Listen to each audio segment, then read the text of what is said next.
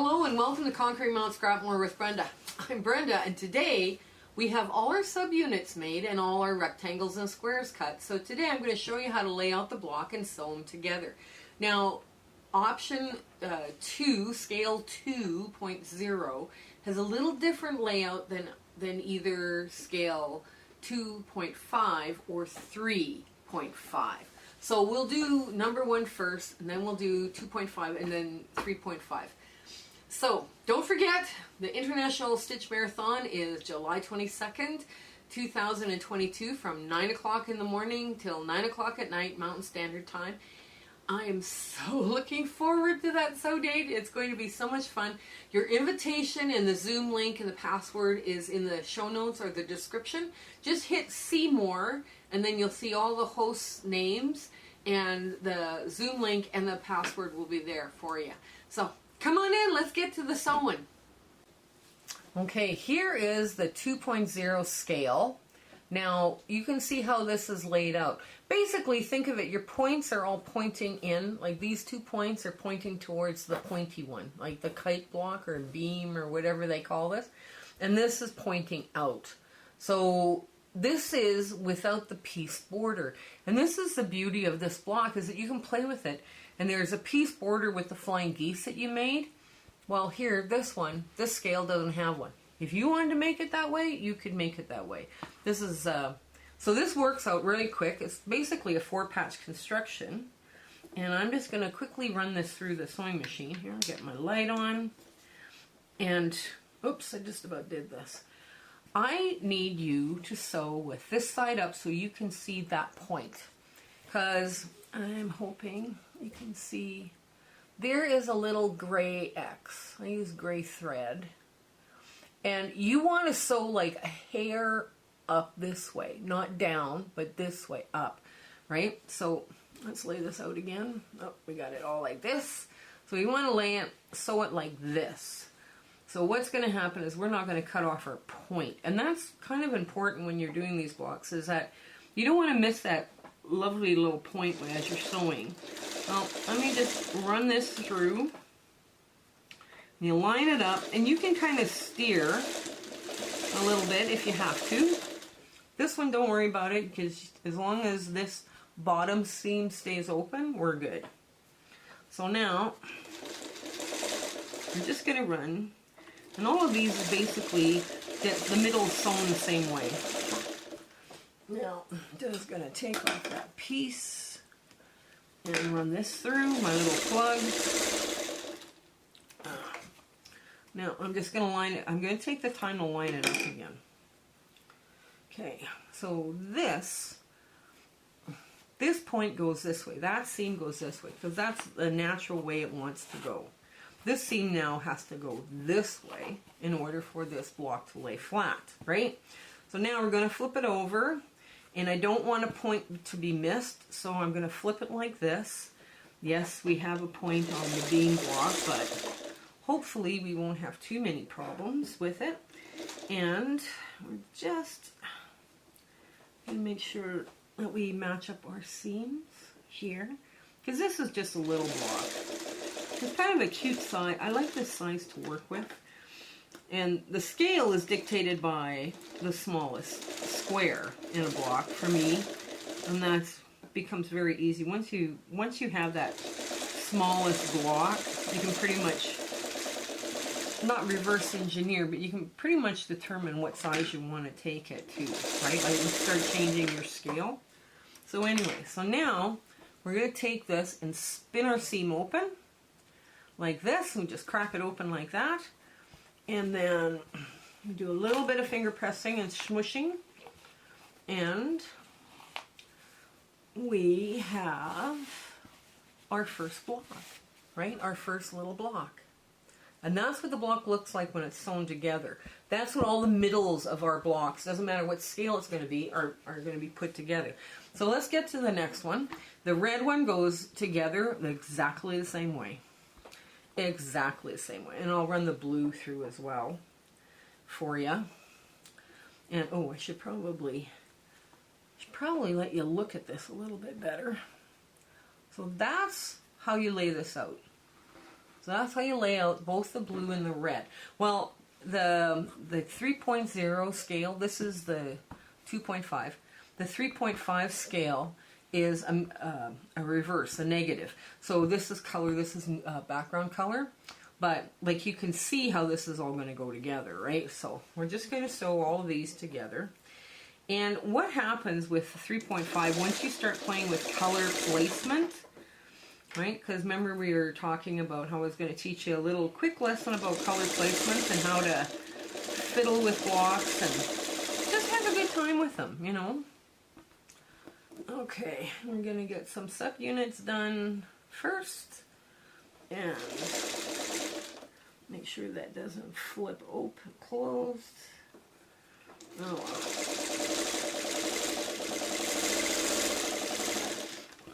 Now we'll pick up the other one right away. And we'll sew that, the 3.5 scale.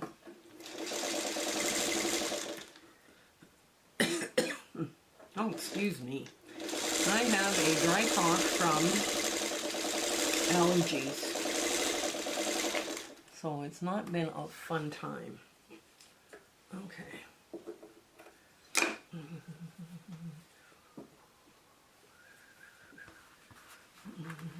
So I'm going to finger press that one this way. Sorry about that. Wow.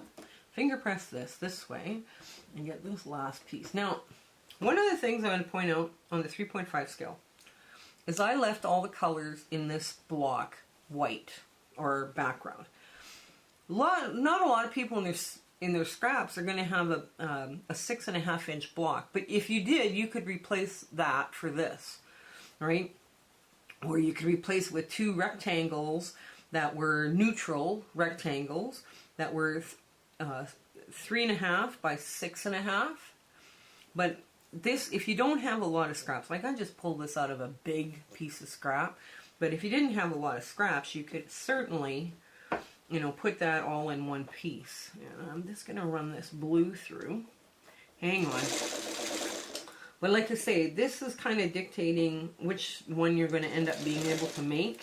But you have to see how this one plays out with the color placing, because I was so impressed with it.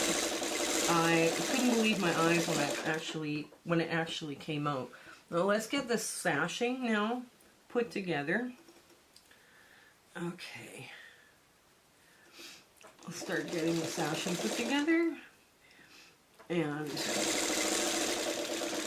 oh, whoops. There we go. Get this finger pressed the right way. There we go.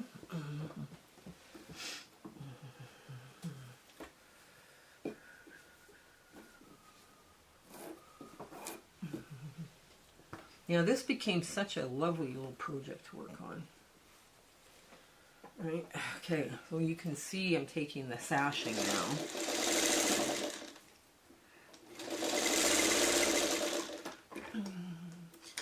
Now I'm just going to open that like this and pull up the little dark red spot here and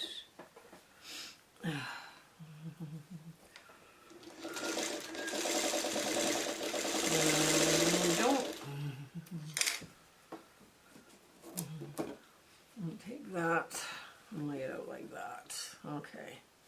Now let's get that middle, the middle of the red done, and you'll see how this all comes together very quickly. There. Okay. Just run that through so you can see it all. Like once you get your piece sashings together, this comes together kind of quick. So, just like so. And that's, right, the layout that you would use, right? So there's your corner pieces, like your little squares. And there's two squares, two rectangles, two tri-rects, two flying geese, and a beam, right? So the first thing you assemble is this. You go like this, and you get this block done. Ah, I'm sewing it upside down. Oh well. We'll be okay. We'll be okay.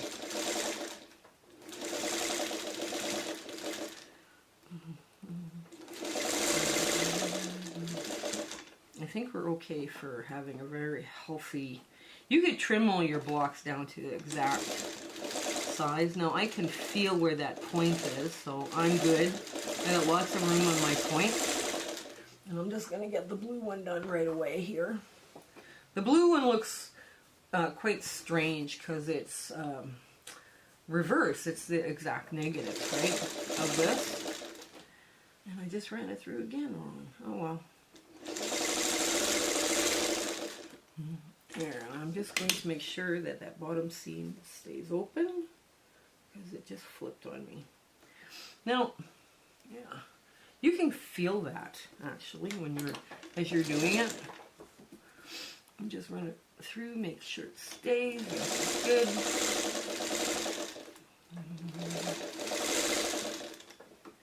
And I've got a good healthy 1/4 inch right there. See, I've got a good healthy 1/4 inch, so I know I'm in good shape. It's not too skinny. It should have been flipped the other way, but no. We're grabbing as we go. So now I'm going to flip this up like this, and I'm going to first pop the seam, right? So it will lay flat. So it does lay flatter when you do this, right? I mean, okay, so now I'm going to get the first part of the pieced sashing. Basically, this is what happens when you add sashing, what happens when you take away sashing. So that's part of the surprise of the 2.0. And, okay.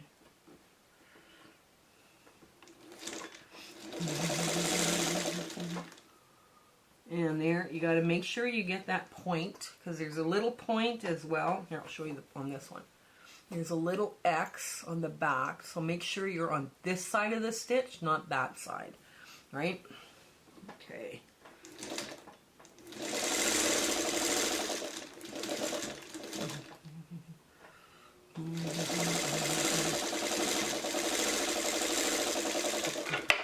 Okay, and we'll get the blue one done right away.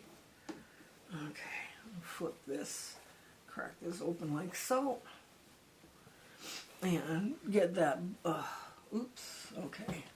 Oh, I gotta get the sashing sewn together. Okay, oh, that's not a problem.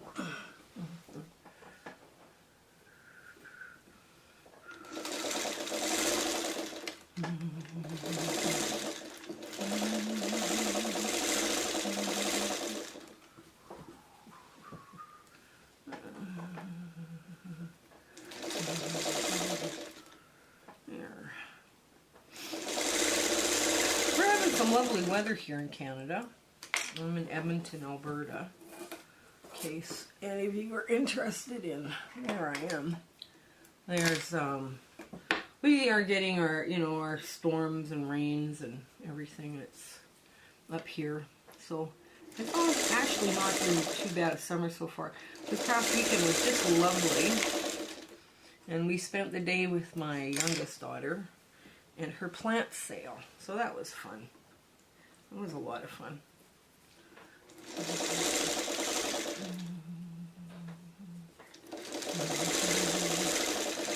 Okay. Now let's get this piece on. And we get the sashings on it. It looks, and I'll show you the blocks. But these come together very quick, and I'm going to, hopefully we'll get the PDFs up. And the PDFs here will show the layout I used for the block. Because once you get the layout for the block, because it's an asymmetrical block, you pretty much can do whatever you'd like as far as layout. I'm trying not to lose my point here, so bear with me. There we go. There. Okay.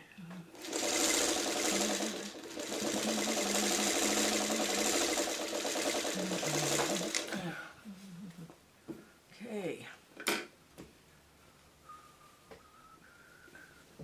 Okay, let's get that last sashing onto this. And Yeah, color placement really plays a lot of fun in this block. When I was, you know how you write out a pattern, you kind of I draw out the pattern first, and I'm coloring it in, and I'm like, oh, I wonder what it would look like if I did this, or if I did that. Coming up to the point on the flying goose. Stop talking. There we go. And last seam. So we take this and we do this. Didn't quite have enough to do all teddy bears on this quilt, but that's okay. On this quilt block. It's alright. I'll be good with it. I haven't ironed these blocks yet either, so I'm kind of curious as to what they're going to turn out to be. Okay. There.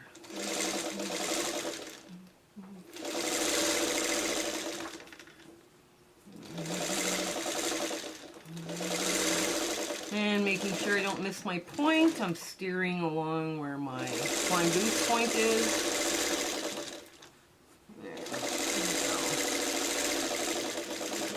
And running through a piece of fabric this way. And now we'll go to the ta-da moment.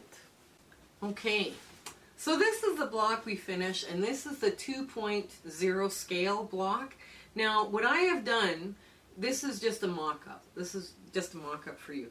What I have done with this scale is I have made this block. Now, I put 4 of these together, and you can see how they kind of go, right, together. Like that. Ugh, this one here. We'll do this instead. You can see how they kind of go together like that, right? But this is what the quilt will look like. This is the block. Now, I haven't finished sewing this quilt yet because life got busy, and we will be inserting a full picture of this in all 25 blocks because it's 5 by 5, so it's 60 inches square. But this is what this block looks like. Now, we've set this because it's asymmetrical. You can do a barn raising layout. You can do anything you need. But here is this one. This is the one that we started to play with. And this is where we started to play with color placement. Now, not a lot of people can see the birds, so I decided when I sewed this, I would make my background neutral, only one color. And this is why I say 20 blocks, because I only had enough blocks to make this quilt. And if you look at the purple and white blocks, like the background blocks, you start to see birds forming, right?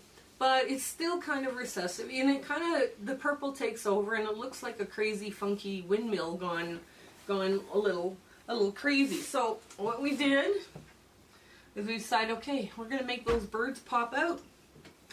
And here they are, the birds. Do you see the birds flying away? Like, this is the head, these are the feathers, the wings, this is the tail. They're flapping away. And when you put that into a quilt, this is what it looks like. So when you make 16 blocks, this is what this looks like when we're done. Okay. I don't know if I can get back far enough, but can you see the birds? Can you see the birds? The red. So this is the head. Oh, wait a minute here. Let's get one further. This is the head. These are the wings, and that's the tail. So when I quilt this, I'm going to emphasize the bird shape in the red bits, right? Just so that we have really good definition and make the birds look like they're flying over white mountains, right? So let us know what you think of this. I really like the purple one too. I think it'll make a cute baby quilt, or a lap quilt for somebody who's in a wheelchair, because it's just, you know, it's pretty small, but it is kind of crazy funky. And what I did was I put the beam blocks opposite the quarter square triangle, or quarter square log cabin blocks, to make this shape, this odd shape here. There we go, that shape there. So it kind of looks, and of course the Tri-Rex and the flying geese match up. So I can hardly wait to sew together the blue one and see what these look like when they're all done. But like I say, we're going to insert a picture. So, before we go anywhere, July 22nd, 2022, International Stitch Marathon. It's going to be so much fun. The next up after this is our Dresden case study. So, you have an absolutely fabulous day ahead. And have a great week. And I hope you win at Bob and Chicken all the time. But God knows I haven't this week. So, you take care. Okay, bye! My husband and I would like to thank you for watching today. We're so happy about the way our channel has grown, and we just want to wish you so well in your journey along with us. Please like, share, and subscribe, and tell your friends. Now, the next thing is this quilt. We are wondering if you guys would like this quilt as a free sew along on this channel this fall, this coming fall, winter. We were kind of thinking that this one would be really fun to do. We could do it in a larger size or a smaller size, it's up to you, but this one was a lot of fun to make. And it lends itself to being hand stitched, but you can also do this on a sewing machine as well. So let us know in the comments below. Remember, share, like, subscribe, tell your friends.